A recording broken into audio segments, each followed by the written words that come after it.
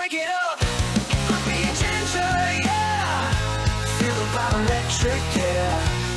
Rock and roll without a care. Tune in, friends, if you dare. Hello and welcome to another episode where today we're going to be looking at some music that's not new by any stretch of the imagination, but it's been sent in for review by one of you guys out there that's been listening to this small little corner of YouTube. So the artist in question is a guy called Clyde Jackson Brown, and with a bit of research on Wikipedia, there's some pretty interesting facts about him. He's been around forever. His YouTube page has got a fair few followers, and I'll put that link in this review. But the thing that's really interesting is he's sold over 22 million albums. That's not a small feat. So I was really quite surprised to, kind of get this link. It's like, who is this guy? Oh, this little bit special.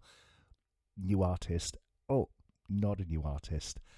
Why the hell have I never heard of this guy before? And the points I'm going to, kind of pull out of this particular track really hit home as to why he's sold as many albums as he has. So let's get into it. I'm going to let this track run for a little bit, mainly for those of you that may not have heard of this guy before or any of his music.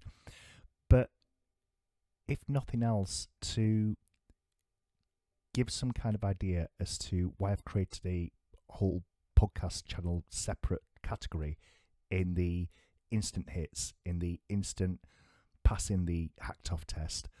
When I first got sent this through, I listened to about 15 seconds on my phone and had to stop, and it's like, actually, this is worthwhile listening to with a decent pair of headphones on, because there's something really quite special about it. So here we are. Hear it for yourself. Let me know what you think in the comments as always. Like and subscribe, and let's have a first listen of this awesome track, The Next Voice You Hear.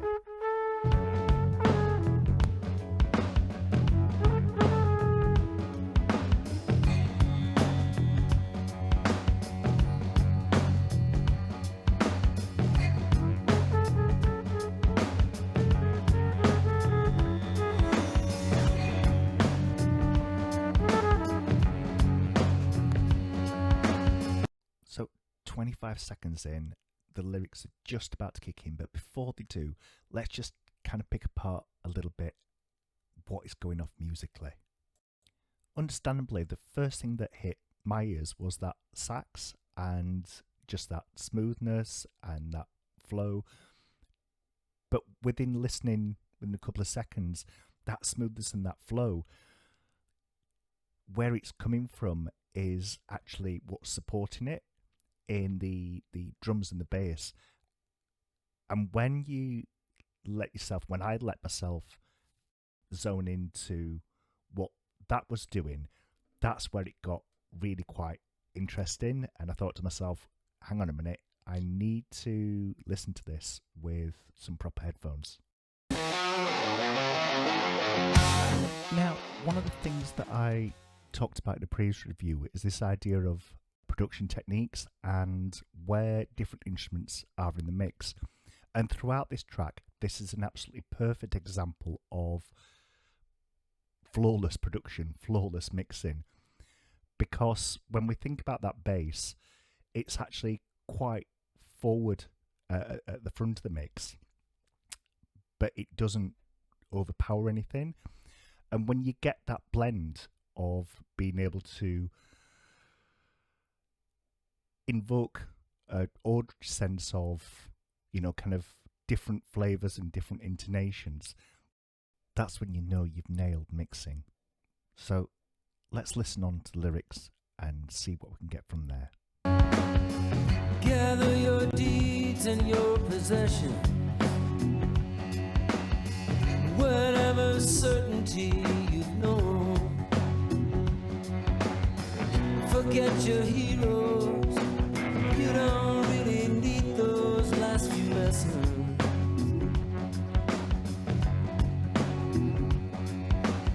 Stand in the open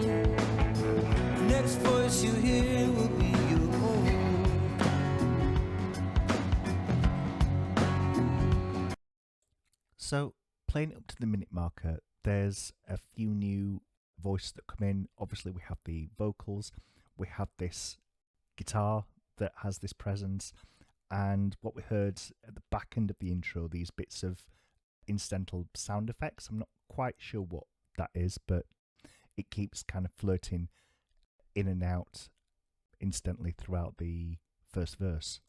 And the thing to notice is that there's no dropping out, there's no changing of what was already there in the intro.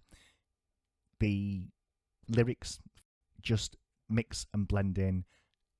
They're in position, they're not out of place, they're not intrusive, but yet they're really, really prominent, and you can hear them with that clarity, with that bit of reverb on there, and how they musically intertwine is just really something quite special. So there's a little bit of a musical interlude between the first and second verse. Therefore, we're going to skip that and rejoin the track at 1 minute 7 seconds. When alright they knew how they could hurt you, and you let them cut you to the bone. But God forbid you allow them to rid you of your virtue.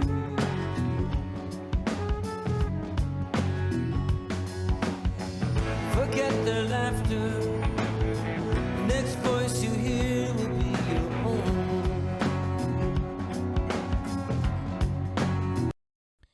Now, notation-wise, there's very little. In fact, there isn't any differences or anything additional to say in relation to what's going off. So this is a really good opportunity to look at the song's chord structure. When I first heard this track, I thought it was going to be a one-chord song, which in itself isn't a bad thing. It's not the easiest thing in the world to do, but it's also not impossible. There's loads and loads of examples of one-chord songs. When it got to the bridge, for want of a better word, and it changed up, and we could clearly hear that there was 3 chords, the first place my mind went to is, oh, this is blues. But when I sat down and played it, it's like, this isn't a blues riff.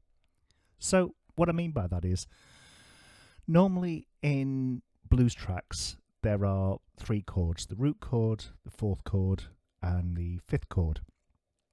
And they go through a sequence of repetition in 12-bar blues. What we've got in this track is something quite different.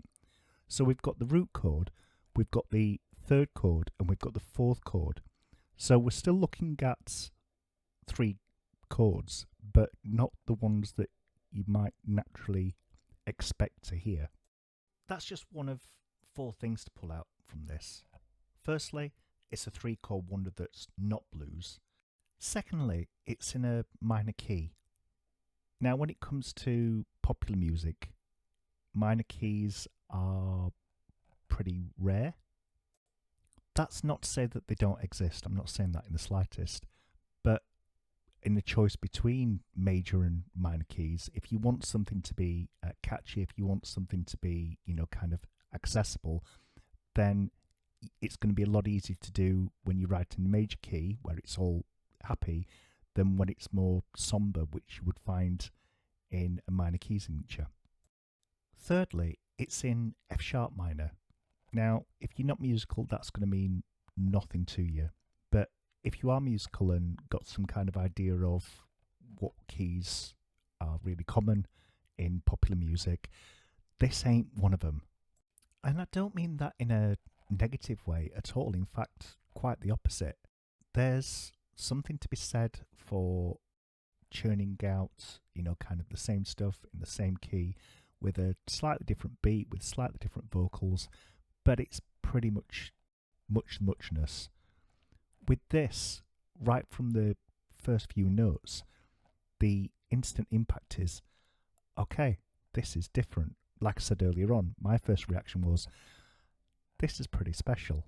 Not too sure why yet, but it is. And getting that instant reaction, getting that ears pricked up, is something that is quite uncommon in conventional music.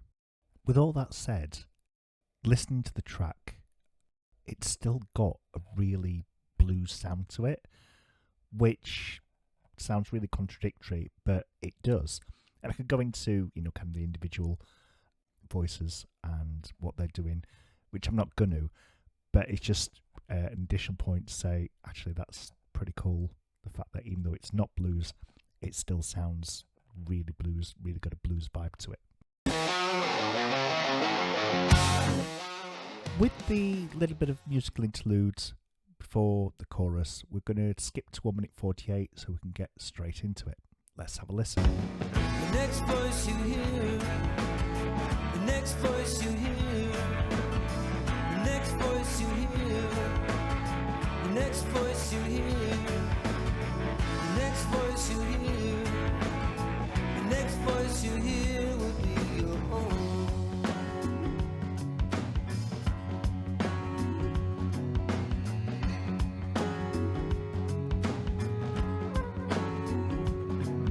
Wow. Well, with all that stuff that I've just been saying about major and minor keys, it's what's exactly happening in the chorus. It's gone into a major key, complete key change, complete tone change, and that vibrant, kind of happy in inverted commas sound that I was on about is exactly what we've got in the chorus.